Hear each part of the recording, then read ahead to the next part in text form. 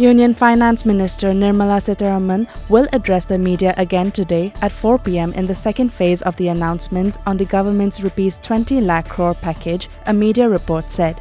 This comes a day after she held a press conference and shared details on the stimulus package yesterday. On Wednesday, the finance minister said that over the next few days, her team will come before the media to put forth the Prime Minister's vision and share more details on the economic package. Coronavirus cases continue to surge in Assam. The state has reported 79 positive cases so far. The active cases till today is 37 and 39 have been discharged or cured. 2 have died of the deadly disease in the state. 15 new cases have been reported from the commercial hub Guwahati, triggering widespread panic among the people. After the centre's announcement to restart passenger trains operations in the form of special Rajdhanis met with resistance at the Prime Minister's meeting with the Chief Ministers, the railways have decided to cancel all previous reservations made till June 30th and offer full refund, a media report said today.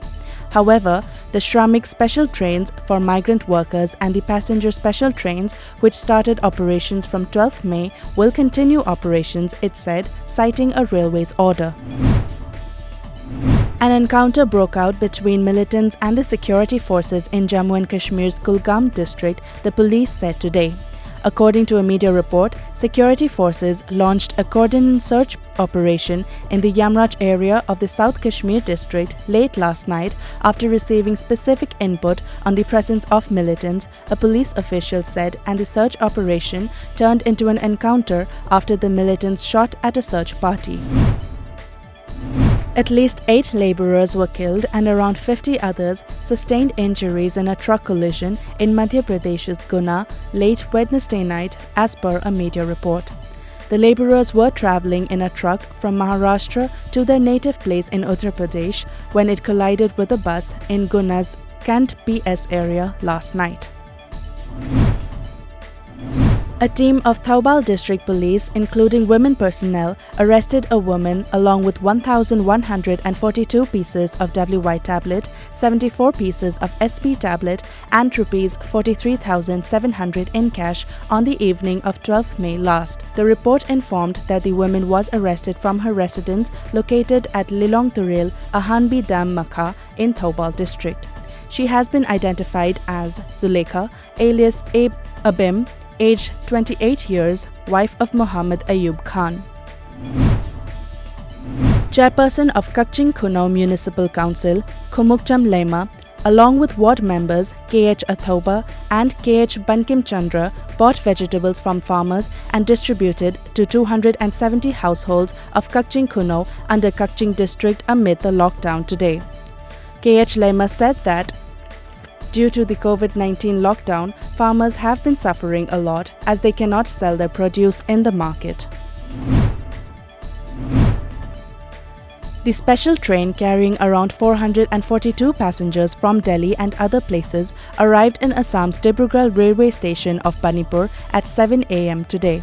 As per media reports, apart from Dibrugarh district, passengers of Tinsukia, Sivsagar, Charaideo, Lakhimpur and Dhemaji districts and Arunachal Pradesh are among the total 482 passengers.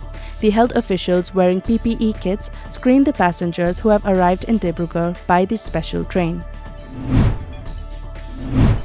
The Ayush Ministry and the Council of Scientific and Industrial Research (CSIR) are working together on validating 4 Ayush formulations against COVID-19, Union Minister Shripad Y. Nayak said on Twitter today. He also said that the trials will start within 1 week. CSIR Director General Shekhar Mande and Ayurveda and Ayush Secretary Vaidya Rajesh Kotecha had said on Wednesday that the result will come within 3 months. The United Nations forecast yesterday that the COVID-19 pandemic will shrink the world economy by 3.2% this year, the sharpest contraction since the Great Depression in the 1930s. The UN's mid-year report said that the impact of the coronavirus crisis is expected to slash the global economic output by nearly $8.5 trillion over the next 2 years, wiping out nearly all gains of the last 4 years. In January, before COVID-19 became a pandemic, the UN had forecast a modest acceleration in growth of 2.5% in 2020.